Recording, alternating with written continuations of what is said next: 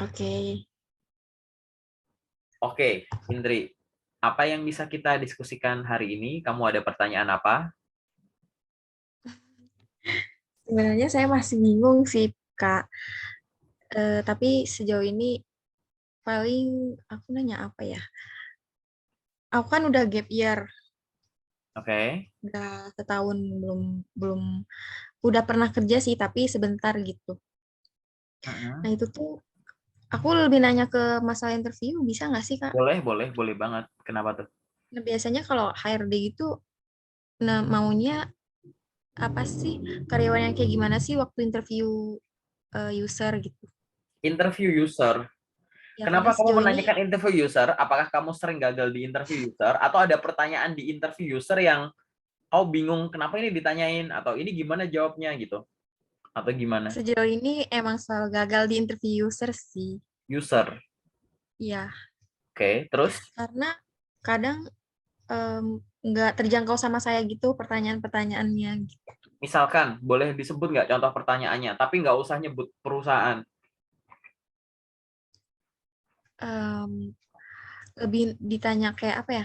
Aku ngelamar nih di posisi ini. Nah itu nanti ditanya kayak, em, kamu tahu nggak sih yang dapat ini apa aja gitu? Yang dapat posisi ini gitu. Maksudnya yang dapat posisi Intinya ini, maksudnya yang dapat posisi ini gimana? susah sih kalau nggak nyebut nama perusahaannya tuh. Ya udah, namanya eh kacamata gitu. PT Nah, kacamata. kacamata kacamata ini buka posisi posisi posisinya nggak apa-apa disebutin. Boleh, nggak apa-apa. Posisi akuntansi. Nah, posisi ini kacamata ini bergerak di bidang kayak apa sih eh, pembiayaan gitu. Nah, dia nanya ke aku, kamu tahu nggak sih siapa aja yang bisa nerima pembiayaan ini gitu. Sebenarnya saya tahu gitu belajar, cuman selalu apa sih kayak lupa gitu loh pas ditanya interview user. Sedangkan interview user kayaknya lebih memilih yang berpengalaman deh kayaknya. Oke, dari tanya Kayak gitu. jawab ini aku izinkan aku menebak sesuatu gitu ya. Ayo kita Ya, ngobrol, salah-salahan nggak apa-apa. Maksudnya tebakan salah nggak masalah, karena kita nggak bisa menebak isi kepala bapak atau ibu user ini. Kita dari kamu aja. Aku jelasin dulu dari basic ya. Interview HR sama user adalah dua hal yang beda, walaupun ada irisan pertanyaan. mm-mm, Maksud dari interview user adalah paling simpel gini. Kamu itu udah siap jadi bagian dari timku belum? Bisa bekerja sama sama aku belum? Bisa bekerja sama dengan tim existing yang udah ada belum? Bisa mengikuti kecepatannya nggak? Bisa berbaur nggak? mm-mm, Udah bisa apa sampai sekarang? Paham apa? Ini kalau diajari nurut ya, nggak nih? Dia bakal gimana-gimana gitu-gitulah. Kecocokanmu sama atasan. Kayak gitu. Dan fungsinya tentunya ya di tim yang sudah terbentuk sudah ada itu untuk mencapai tujuan tertentu tentunya di posisi tersebut. Nah, pada saat di interview user, ya, ada banyak sekali pertanyaan yang mungkin muncul. Kalau basic pertanyaan dalam tanda kutip pertanyaan yang sering muncul itu kan bisa dipelajari di awal. Pastikan itu mm, kamu udah fasih dulu, udah lancar dulu tuh untuk menjawab pertanyaan yang sering muncul. Biasanya pertanyaan yang sering muncul ini juga muncul di interview HR biasanya. Sekarang tinggal pertanyaan yang sifatnya tidak terduga nih atau teknis sesuai dengan apa? Posisi yang kamu lamar. ya, Kamu akan dianggap sebagai orang yang sudah paham untuk bekerja di posisi ini. Paham di sini bukan 100% ahli, bukan cuma itu. Kita pengen tahu pengetahuan kamu udah sampai mana, ya kan? Kemudian keterampilan kamu untuk mengoperasikan tools, baik itu hardware atau software, untuk mendukung mm, posisimu di posisi ini, udah bisa sampai mana, gitu kan? Kamu nih kira-kira udah punya pengalaman apa dari pengalaman sebelumnya yang bisa diaplikasikan di sini? Udah bisa praktek apa di sebelumnya yang bisa dipraktekkan di sini dan lain-lain semacam itu. Sehingga kamu harus menguasai apa? Jelas paling basic ya menguasai isi CV-mu. Menguasai yang ditulis di CV kan yang kamu alami nih, yang nggak kamu alamin kan ya, nggak ditulis. Isi CV-mu tuh udah di luar kepala semua tuh. Paling nggak itu dulu. Selanjutnya, nah ini kuncinya di sini. Kamu harus riset soal perusahaan. riset soal perusahaan ini macam-macam, mulai dari secara umum ini bergerak di bidang apa, gitu kan, dan lain-lain lah ya, pokoknya yang secara umum yang kamu bisa riset lewat perusahaan dari sisi website perusahaan atau sosial medianya, ya kan? Jadi riset soal perusahaannya, kemudian riset soal jabatan kamu, posisi kamu yang ada di situ. Role tersebut, tanggung jawabnya apa? Kemudian kualifikasi orangnya yang dibutuhkan semacam apa? Nah, tanggung jawab di sini kamu dalemin lagi, mulai tugasmu pribadi, tugas harian, mingguan, bulanan, ya kan? Kemudian interaksinya, ngapain itu harus dilakukan? Interaksimu sama teman setim, interaksimu sama atasan, interaksimu sama departemen lain, interaksimu sama konsumen. Kamu ngelakuin ini, emang target pasar kita siapa? Ngapain semacam ini gitu. Pemahaman yang menyeluruh inilah yang akhirnya ya kamu akan sampaikan, tidak hanya menyampaikan kamu tuh cocok di posisi ini, bahwa kamu ada di posisi itu dengan menyadari secara utuh peran kamu di keseluruhan bisnis ini. Gitu. Ini bergerak di bidang, ini adalah restoran, di mana menjual produk-produk ini kostumnya semacam ini. Saya di sini sebagai tukang masaknya. Untuk memajukan ini, saya bertanggung jawab untuk menyiapkan setiap hidangan paling simpel sampai yang andalan gitu ya, di mana rasanya gitu melebihi ekspektasi tamu. Rasa itu tidak hanya dari rasa makanannya, Pak. Mulai rasa mereka duduk, dilayani, experience mereka makan, sampai mereka meninggalkan restoran ini, itu gitu. Kita pikirkan bareng-bareng, saya perannya di sini gitu-gitu. Jadi intinya biar tahu keseluruhan itu. Nah, sekarang ya, kalau misalkan ditanya, perusahaan kacamata ini bergerak di bidang bla bla bla bla bla. Kamu tahu nggak sih konsumen kita itu ke siapa aja? Ini kan sebenarnya walaupun kamu belum pernah kerja di sini, kan kamu bisa riset nih. Nah, Iya. ini adalah contoh interview user yang sedang menguji riset kamu terhadap perusahaan. Perusahaan ini bergerak di bidang ini. Cabangnya ada di sini, sini, sini, visi misinya ini itu, misalkan. Pimpinannya ini, produknya ini, produk unggulannya ini, kliennya ini, konsumennya ini, yang lagi ini. Nah, ini kemampuan risetmu sedang diuji. Nah, menguji kemampuan riset ini ada beberapa kemungkinan tafsir. Kalau kamu bisa menyampaikan secara lancar, padahal kamu belum pernah bekerja di sana, artinya kamu udah riset dan memahami. Kenapa orang mau riset sampai sedalam itu? Bahkan kadang yang disampaikan tuh kita nggak tahu, emang gitu ya? Berarti ini orang mau meluangkan waktu untuk membaca, riset, dan memahami. Bahkan aku yang udah kerja di sini mungkin belum tahu sedetail itu. Berarti dia niat. Orang yang niat mau melakukan sesuatu, kamu nih ada fans nih gitu kan, ya fans K-pop, fans kamu datang ke Indonesia kebetulan menginapnya di hotel yang nggak jauh dari rumah. Itu walaupun berdesak-desakan, kalau kamu udah niat tuh buat ketemu tuh bener deh. Itu orang bakal Agak kan ketemu. kamu samperin, mau hujan petir nanti hujannya balik, hujannya cerah gitu. Bener gitu. Maksudku itu. Ya. Jadi dengan kelancaran menjawab, kita pasti bisa berpikir ini orang meluangkan waktu. Kenapa meluangkan waktu? Kok bisa lancar? Berarti dia niat, dia pengen tahu kayak gitu. Dan yang nomor dua, berarti dia paham mau ngapain, harus ngapain. Tinggal nanti aku sebagai leadernya, aku yang ngarahin gitu. Ini akan kelihatan menarik. Coba kita cari kebalikannya. Kalau kamu menyampaikannya dengan ragu, tidak yakin, suara makin hilang, kepala ngeblank, senyum sana sini, banyak fillernya gitu, nggak berani tatap mata, nanti akan dianggap bahwa kamu nggak riset.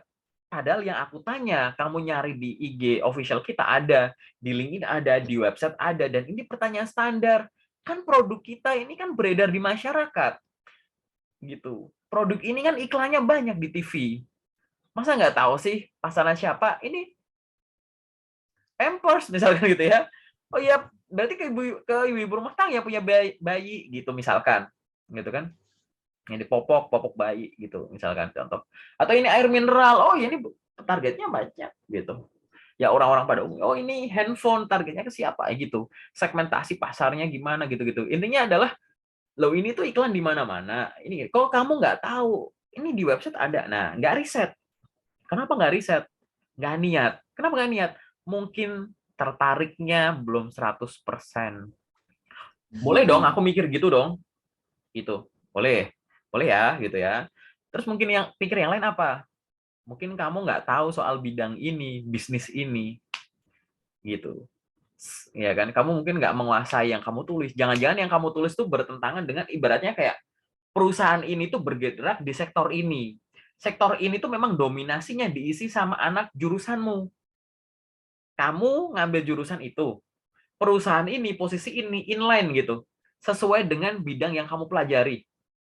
Jadi orang-orang jurusan tuh harusnya familiar banget nih dengan sektor ini, dengan bidang ini misal. Tapi kamu nggak tahu. Terus gimana? Berarti apakah kamu nggak menguasai soal kuliahmu, soal bidangmu? Kecuali ini udah beda sektor lagi nih, gitu kan? Gitu. Ini contoh-contoh aja ya yang bisa kita pikirkan, Ya. gitu. Atau yang ketiga, mungkin kamu kurang persiapan. Jadi udah tahu di sini udah penuh, kurang praktek sehingga gugup, gitu. Iya. Gugup muncul, semuanya blank, gitu. Nah, kalau udah muncul di gugup ini, gitu, ini urusannya udah beda nih.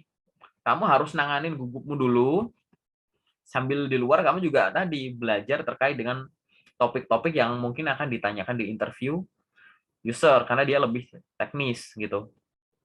Nah, gitu kan. Gimana caramu menangani gugup sejauh ini, gitu.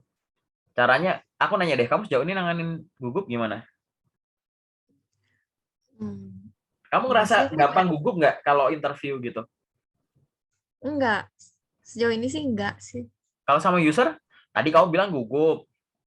Kalau sama user iya, pertama kali iya. Kalau sama HR sama HR di awalnya iya, kalau pas usernya enggak sih. Tadi kamu Cuman bilang suka gugup. ngeblank ya. Ya, ya, ngeblank. Oke, ngeblank gara-garanya apa menurutmu? Hmm, berarti kena gugup ya kalau ngeblank. Ya, ya makanya itu gitu. Kenapa kok bisa ngeblank? Ngeblanknya itu tahu pengen ngomong tapi akhirnya bingung nyusunnya, paham pertanyaannya tapi blank jawaban, atau pertanyaan juga nggak paham. Jadi di Paham pertanyaan nggak paham, pertanyaan. di jawabanku juga aku nyarinya juga susah gitu, nyari pasangan jawabannya gitu. Bingung sama pertanyaannya sih. Kadang si HRD Nah, apa dia sih apa HRD user? user Kita user ngomong user user itu nih. user.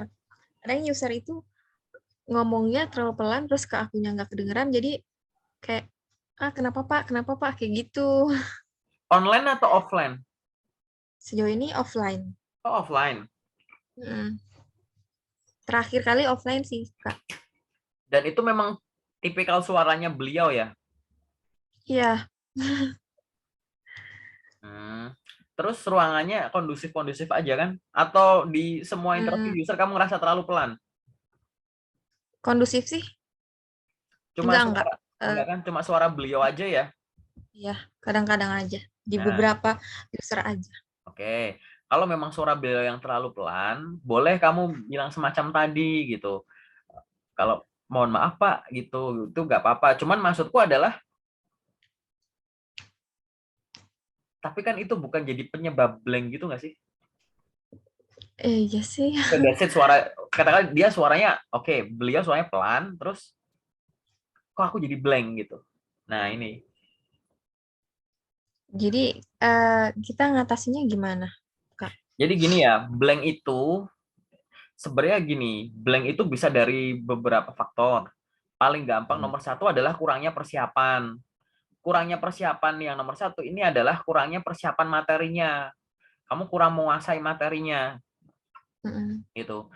Jadi silahkan kamu pelajari ulang materi-materi terkait dengan interview khusus user. Apa tuh misalkan ya baca ulang CV, baca ulang infoloker, baca ulang soal perusahaan, riset di website sama di sosmed, riset soal posisi yang sedang kamu lamar, pelajari ulang pertanyaan-pertanyaan yang sering muncul.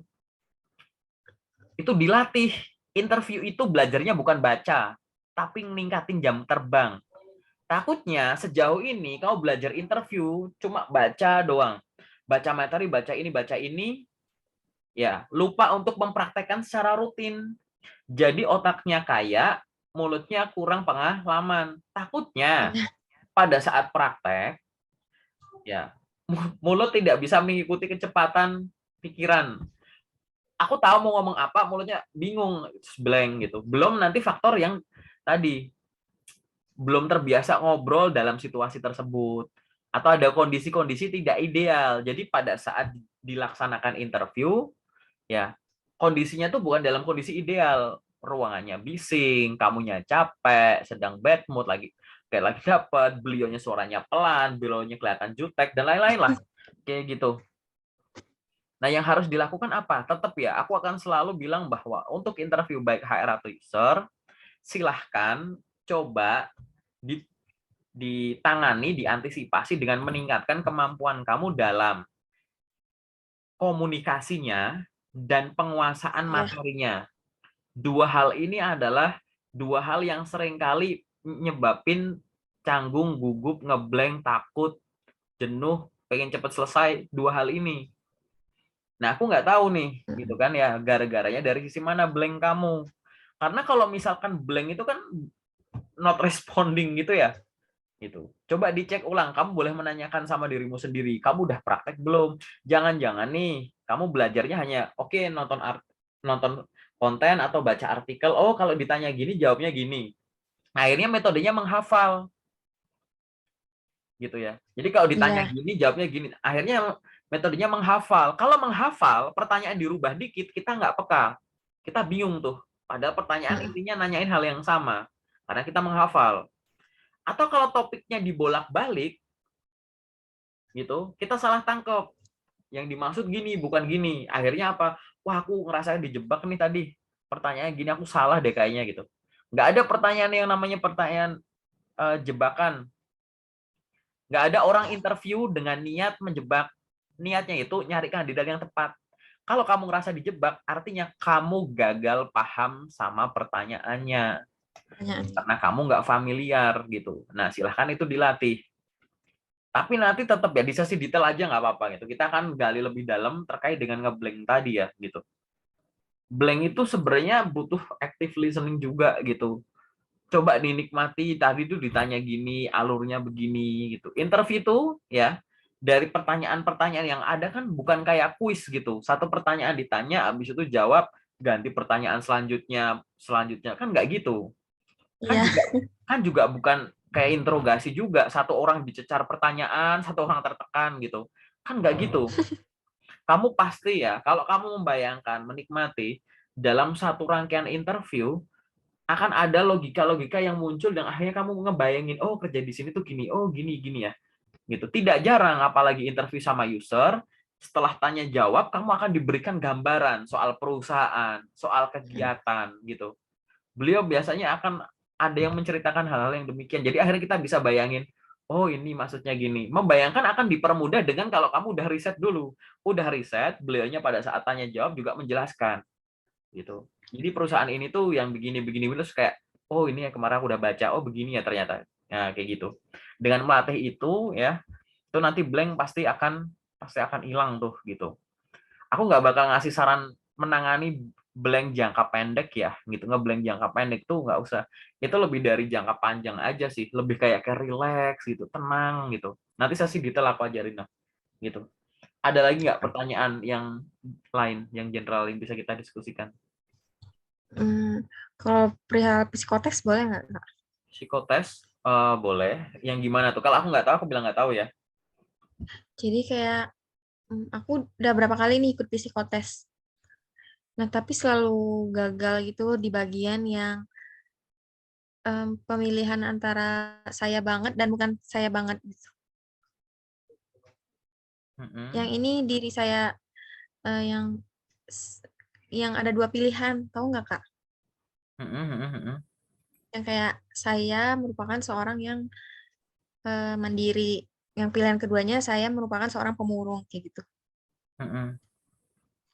Nah, itu kan Oh, udah oke, kamu mau nanya soal detailnya itu ya? Kalau soal detailnya itu iya. sih nanti sesi detail aja nggak apa-apa ya. Cuman kalau Oh, oke. milih dua hal ini, intinya apa sih gitu? Ya kamu ini gimana Mhm, caranya kamu menilai dirimu sendiri. Dan di rangkaian iya. pertanyaan ini akan ada pilihan-pilihan yang berulang, pasangan-pasangan yang akan Mhm. berulang Nah, tuh, iya. gitu. Nah nanti akhirnya akan dicocokkan.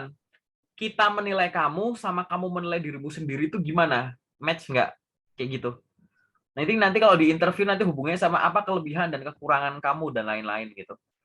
Artinya kamu udah mengenal nggak kelebihanmu apa, kekuranganmu apa yang Mhm. akan kamu lakukan dengan kelebihanmu, apa yang akan kamu lakukan dengan kekuranganmu gitu. Itu nanti kalau diperpanjang tuh ke arah sana gitu. Tapi kalau terkait dengan hal ini ya nggak apa-apa, kamu silahkan jawab. Ingat ya, psikotes tuh nggak ada bener salah karena itu kan tergantung personalitinya masing-masing gitu. Iya. Gitu. Yang jelas kamu di situ kalau makin kamu konsisten dengan pertanyaan kan biasanya mana yang match sama enggak kan banyak gitu ya pertanyaannya dan pasangannya kan ganti-ganti gitu. Dia akan kebentuk grafiknya lah itu ibaratnya kamu tuh sebenarnya orangnya begini begini begini gitu kan. Itu ya tadi gitu. Kamu harus mengenali dirimu sendiri aja dan Dan apa namanya? konsisten. Iya, nanti akan muncul bahwa kepribadian semacam kamu ini cocok nggak untuk posisi ini gitu. Tapi kalau detailnya aku di sesi detail aja ya gitu. Oke. Gitu. Apalagi yang Eee, ingin kamu diskusikan. Atau gini deh, kamu sejauh ini tuh ngirim lamaran tuh udah tiap hari belum? Pakai platform apa aja gitu? aku udah tiap hari sih pakai platform, mmm, Indeed, Jobstreet, terus Calibri, terus apa lagi ya, Glints, Heeh. Linked, tapi Linked jarang sih aku, padahal di situ banyak ya. Terus apa lagi ya aplikasinya? Sebentar, Kak. Ya nggak apa-apa, udah cukup itu. Jadi Banyak eh sih, apa namanya? Kamu atau emang di CV-nya yang salah? nggak gini ya, aku kasih saran secara general dulu. Kalau udah tiap hari itu bagus, oke? Udah tiap hari itu Tiap udah hari. bagus gitu. Terus habis itu menggunakan banyak platform itu bagus. Tapi Mhm. aku akan menyarankan pakai LinkedIn ya. Mmm, LinkedIn itu isinya bukan cuma loker, recruiter tuh ngumpul di LinkedIn, user ngumpul di LinkedIn. mhm, Platform pencari kerja tetap kamu pakai, nggak apa-apa, memang bagus, ya kan? Tapi LinkedIn iya, jangan ditinggalkan. Zaman sekarang nih, LinkedIn jangan ditinggalkan, oke? I see, iya. Gitu. Karena apa ya tadi, kalau nanti akhirnya kamu tinggalkan padahal udah jelas-jelas sumber loker ada di situ, ya gimana? Ya nggak sih? Mmm, Tuh. Itu oke, sih. Kak. Mm-mm. Jangan ditinggalin dulu pokoknya itu, karena itu wajib banget.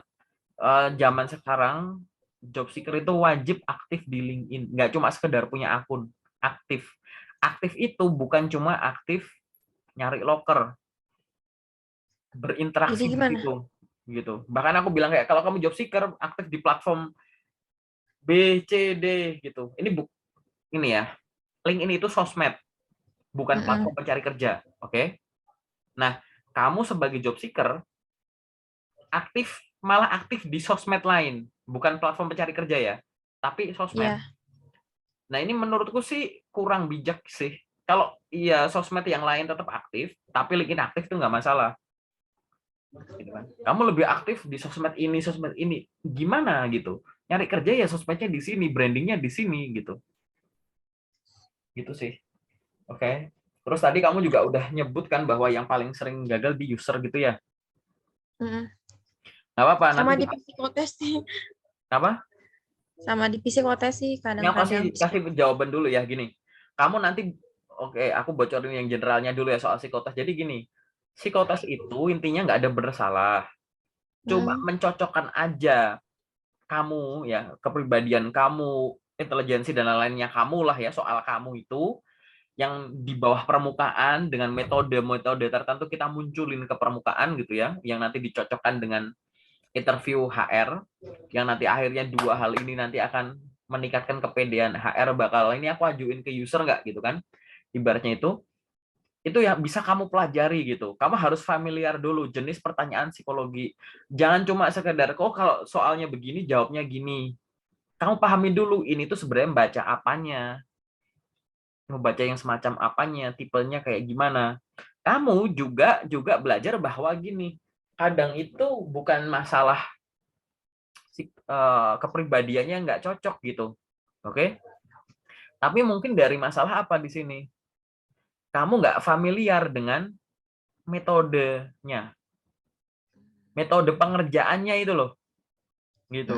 Sehingga kamu yang harusnya dinilai begini, karena tidak menguasai metode pengerjaannya, jadi salah cara ngerjain, salah metode, salah strategi, akhirnya kamu dinilainya beda. Ingat ya, psikotes itu memang untuk ngukur, tapi di situ kamu dituntut untuk mengerjakan soal sebanyak-banyaknya dalam waktu yang terbatas. Bener kan, di timerin Bener. gitu kan, dengan metode Iya. model-model yang macam-macam, sehingga kamu harus familiar dulu. Secara teori paham dulu, ya ini tuh ngukur apa. Banyak kok yang udah bahas itu di internet gitu. Kemudian kamu latihan juga gitu. Cara latihannya kamu bikin tahapan. Pertama, level 1 tuh gini. Coba latihan ngerjakan soal dengan benar dulu aja. Kamu cari contoh-contoh soal, latihan aja. Atau mungkin di sini ada kunci, ada jawaban. Dilatih aja ngerjain yang tipe-tipe begini gitu ya.